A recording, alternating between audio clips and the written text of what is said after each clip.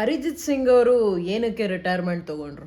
ತುಂಬ ಜನ ಏನು ಕನ್ಫ್ಯೂಸ್ ಆಗಿದ್ದಾರೆ ಅಂದರೆ, ಅವರು ಕಂಪ್ಲೀಟ್ ಅವ್ರ ಸಿಂಗಿಂಗ್ ಪ್ರೊಫೆಷನಿಂದನೇ ರಿಟೈರ್ಮೆಂಟ್ ತೊಗೊಂಡ್ರ ಅಥವಾ ಬಾಲಿವುಡ್ಡಿಂದ ರಿಟೈರ್ಮೆಂಟ್ ತೊಗೊಂಡ್ರ? So yes, you heard it right. So ಅವರು ಜಸ್ಟ್ ಬಾಲಿವುಡ್ಡಿಂದ ರಿಟೈರ್ಮೆಂಟ್ನ ತೊಗೊಂಡ್ರು. So it doesn't mean he has stopped the singing of his career ಅಂತ.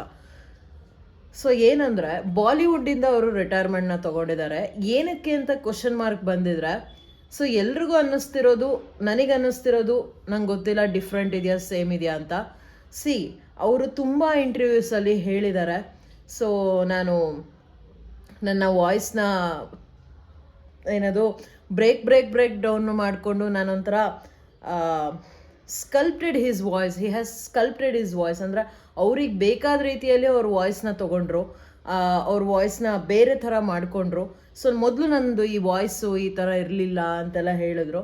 ಸೊ ಅದನ್ನು ತುಂಬ ಭಾರವಾದ ಮನಸ್ಸಿಂದ ಹೇಳ್ತಾರೆ ಒಂದು ಇಂಟರ್ವ್ಯೂನಲ್ಲಿ.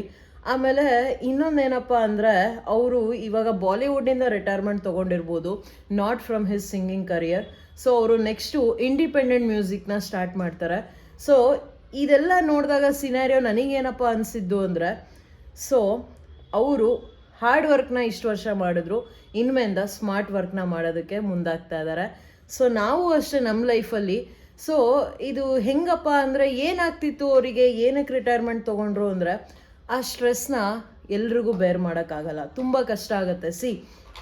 ನಮ್ಮಲ್ಲಿ ಇರುವಂತಹ ಒಂದು ರಿಯಲ್ ಟ್ಯಾಲೆಂಟ್ನ, ನಮ್ಮಲ್ಲಿ ಇರುವಂತಹ ಒಂದು ಸ್ಕಿಲ್ನ ಬೇರೆಯವ್ರ ಕೈಗೆ ಕೊಟ್ಬಿಟ್ಟು ಅವ್ರು ಹೇಳ್ದಂಗೆ ಆಟಾಡಿಸೋದು ಅಥವಾ ನಾವು ಆ ಥರ ಆಟಾಡೋದಿದೆಯಲ್ಲ, ಅದು ತುಂಬ ಕಷ್ಟ. ಸೊ ನೀವು ಅಷ್ಟೇ, ನಿಮ್ಮಲ್ಲಿ ಯಾವ್ದು ರಿಯಲ್ ಟ್ಯಾಲೆಂಟ್ ಇದೆಯೋ, ನಿಮ್ಮಲ್ಲಿ ಏನೋ ಒಂದು ಸ್ಕಿಲ್ ಇದೆಯೋ, ಅದನ್ನು ದಯವಿಟ್ಟು ಬೇರೆಯವ್ರಿಗೆ ಕೊಡಬೇಡಿ. ನಿಮ್ಮದೇ ಆದಂಥ ಓನ್ ಸ್ಟಾರ್ಟ್ ಮಾಡಿ. ಅದರಿಂದ start your own things. So ಅದರಿಂದ ನಿಮ್ಮದೇ ಒಂದು ಚಾಪ್ನ ಮೂಡಿಸಿ. ಓಕೆ, ಸೊ ಇದು ಹೆಂಗಪ್ಪ ಅಂದರೆ, ನೆಕ್ಸ್ಟ್ ಅವ್ರು ಇಂಡಿಪೆಂಡೆಂಟ್ ಮ್ಯೂಸಿಕ್ ಮಾಡೋಕ್ಕೆ ಸ್ಟಾರ್ಟ್ ಮಾಡ್ತಾರೆ, ಅವರು ಆ ಸ್ಟ್ರೆಸ್ಸಿಂದ ಹೊರಗಡೆ ಬರ್ತಾರೆ. ಸೊ ಬಾಲಿವುಡ್ಡು ಹೈ ಎಕ್ಸ್ಪೆಕ್ಟೇಷನ್ಸ್ ಇರೋವಂಥ ಒಂದು ಜಾನರ್.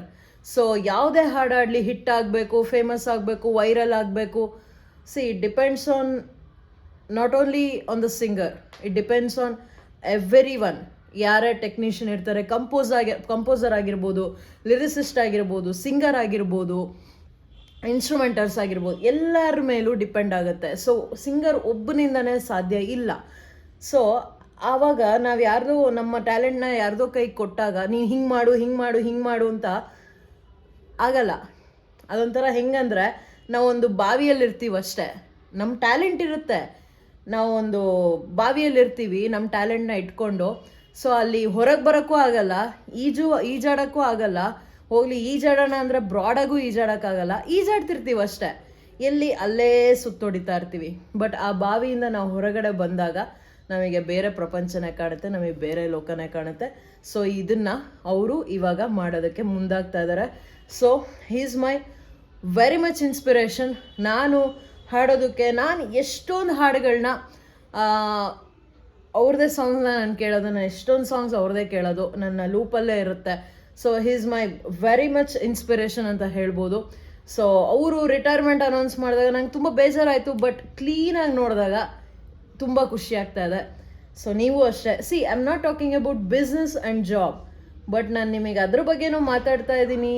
ಇದು ನಿಮಗೆ ಆ ಥರನೂ ರಿಲೇಟ್ ಆಗ್ತಿದೆ ಅಂದರೆ, think of it and come out of it. Okay, so all the best ಎಲ್ರಿಗೂ. So this is your Spoorthi signing off the video. ಇಷ್ಟ ಲೈಕ್ ಮಾಡಿ, ಶೇರ್ ಮಾಡಿ, ಕಮೆಂಟ್ ಮಾಡಿ. ಆ್ಯಂಡ್ ಇದೇ ಥರ ಹೆಚ್ಚು ಇನ್ಫಾರ್ಮೇಷನ್ಸ್ಗೆ, ಮೋಟೋ ರೆಸ್ಕ್ಯೂ ವ್ಲಾಗ್ಸ್ಗೆ, ಇನ್ಫಾರ್ಮೇಟಿವ್ ಕಂಟೆಂಟ್ಗೆ ನನ್ನ ಸಬ್ಸ್ಕ್ರೈಬ್ ಮಾಡಿ ಆ್ಯಂಡ್ ಫಾಲೋ ಮಾಡಿ. ಮಚ್ ಪ್ರೀತಿ, ಹೆಚ್ಚು ಲವ್. ಓಕೆ, ಬಾಯ್.